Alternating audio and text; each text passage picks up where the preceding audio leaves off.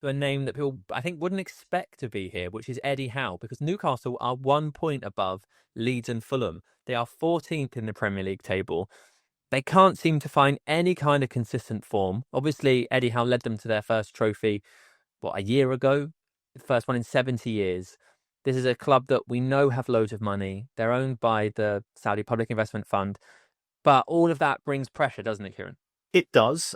I think if Newcastle fans said, right, 4 years ago, we were acquired by PIF, we've just been through the trauma of the Mike Ashley years, where there was very limited investment. It was Mike Ashley would set a survival budget, whereby the effective aim was to ensure that you made money, and Newcastle United were a profitable club during the Mike Ashley years, and no owners get any credit for that because you don't fall in love with football for balance sheets, apart from me. And therefore, they inherited a club where there had been very modest investment. Since then, 2 qualifications for the Champions League and 1 trophy. In 4 years, I think that's a pretty good return on the investment. So I don't think there's pressure necessarily from Eddie Howe coming from the fan base. I think there is a frustration with the rules, which are seen to be aimed at preventing a club such as Newcastle United from repeating what we saw at Chelsea, Paris Saint-Germain, and Manchester City in particular, where you could effectively take a throw it against the wall and see if it works approach to player recruitment. And if it doesn't work, you just stick that player in the reserves, or you send that out on player and you're paying 95% of his wages. Think about players such as Wayne Bridge, for example. And they'll be on 100, 150 grand a week. And it doesn't matter, because we are now operating in the environment of PSR and SCR and potentially anchoring, and God knows what else will be coming through the door. We'll find that out on Friday when the Premier League executives have their vote. That Newcastle United, it's not a case of not wanting to spend, it's being unable to spend due to these constraints. And that's caused frustration. And that frustration sometimes is reflected in social media comments. The bookies pick up on this. There's no pressure coming from the owners to get rid of Eddie Howe, because they know that he has delivered, but he can't deliver any more because the budget is constrained by the votes of other clubs who don't want to see the Big Six become a Big Seven, with Newcastle being number 7. James, do you agree with all of that? Because they do still have a squad that is surely worth more than the position they find themselves in. Well, I was going to say it sounds like a perfect job for Eddie Howe in a way. There's pressure, but there's no pressure really, because if you don't get the results, just blame the rules. That's a perfect position for Eddie Howe to be in. But no, I do understand that. I feel that Newcastle fans have a good grip on that. They do understand and absolutely enjoy and hail Eddie Howe and what he's done for the club. But yeah, I do think there should be a measure of expectation at Newcastle. That obviously we know it's more difficult now for the clubs, for all the reasons Kieran's mentioned, to do a Chelsea, do a Man City, but you have to be smart with the money. It isn't as though Newcastle haven't spent money. It's the same for all of these clubs. We talk about the budget at Leeds and Fulham and etc. Every club can spend money. They've got money there to spend it. Every club has these extensive scouting systems nowadays. You have to use that to your advantage if you're Newcastle. You have to be a little bit smarter.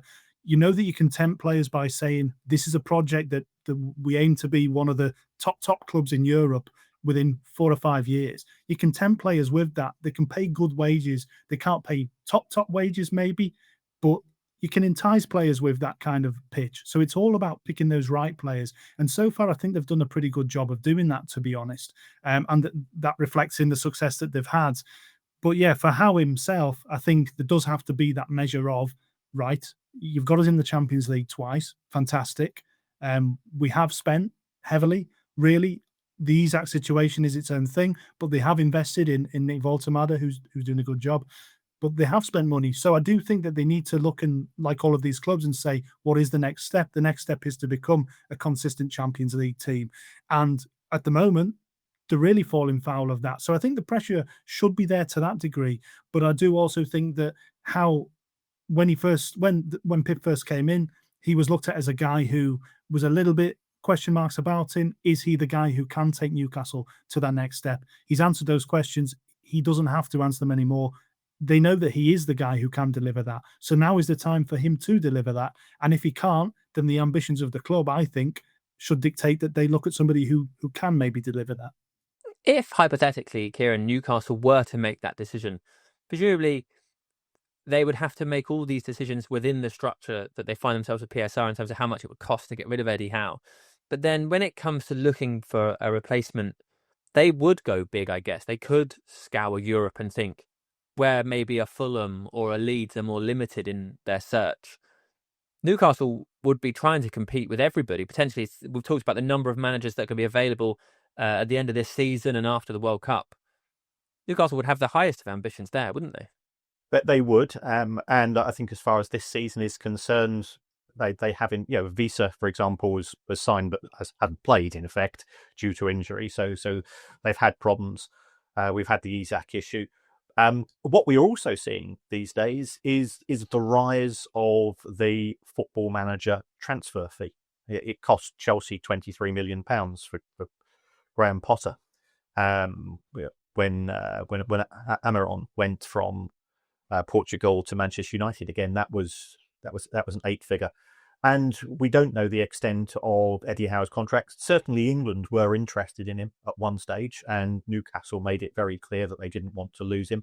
And they were quoting telephone numbers to the Football Association, which is another reason why England opted to take the Tuchel option. So there are cost concerns.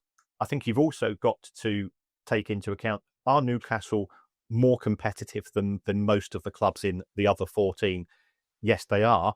But they have the downside of having to operate in a Saturday, Wednesday environment because they are in the Champions League and they can't get away with what Chelsea were able to do last season, for example, in the conference, and effectively put out a B team that was still good enough because the B team still had a bigger budget than the other 31 teams who they were competing with. If you're at Champions League level, there are going to be no easy matches. And I think those demands, certainly when I've spoken to executives and occasionally coaches of clubs who are playing in Europe, they say you really don't get it as a fan because you just say, well, okay, Saturday, Wednesday, it's not that complicated. But if you are playing on a Saturday, the players rest on a Sunday, they come in for light training on a Monday, you fly out on the Tuesday, you get a few drills on the Wednesday. When the match takes its place, you don't get home till Thursday, so therefore you don't train on the Thursday. It completely disrupts all of your preparation for Premier League matches unless you have that depth of squad. And I think what Newcastle have is that they've probably got a very good 15 or 16, but filling in those places, sort of 17 to 24, 17 to 25, is the area that, with the budget that they have and the constraints put on them by these cost control rules, that's why I think we are seeing the results being below expectations.